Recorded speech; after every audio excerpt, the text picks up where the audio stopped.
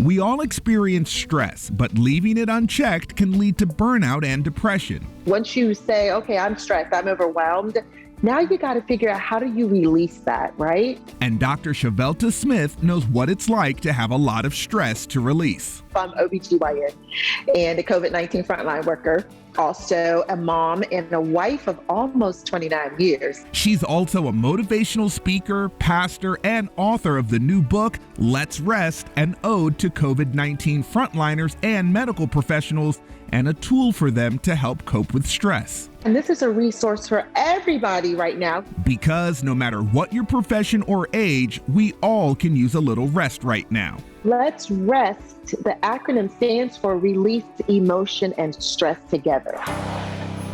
So first, you release. I think release in the sense of letting go. You know, we tell people all the time, girl, you need to let that go. But the reality is when we've gone through something, you need some way to be able to release it. Because Dr. Chevelta says we're so used to keeping everything bottled up, and slowly it tears away at us. So if I want to get over something, I actually say, I'm going to release this. I'm letting this go. She says using a technique like this allows your mind to take what it hears and create new neural pathways within your brain. It rewires and it reprograms our brain so that we can think differently, our attitudes can be different, our behavior will be different, and ultimately our results will be different.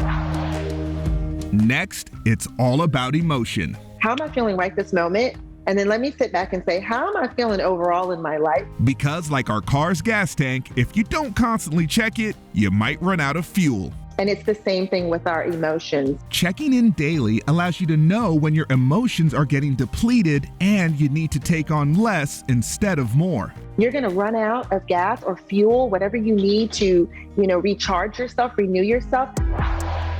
And next, dealing with stress. How are you reducing that stress? And Dr. Chevelta has some pandemic prompts that help you figure that out. So I know we all remember when toilet paper really became a hot commodity. And the journal prompt beside it is, what do you need?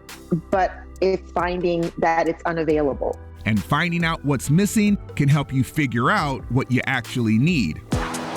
Finally, we've got to come together. Who are you talking to? Are you communicating your feelings? Because a feeling of community is important, even if you're just reminded that they are there. I'm really big on making sure that we are talking to one another. Whether that's a coworker, a friend, or a mental health specialist, she says it's important not to do this alone. That's a part of the team and the community that you build to help you through these challenging times. Learning how to rest is on the top of the list.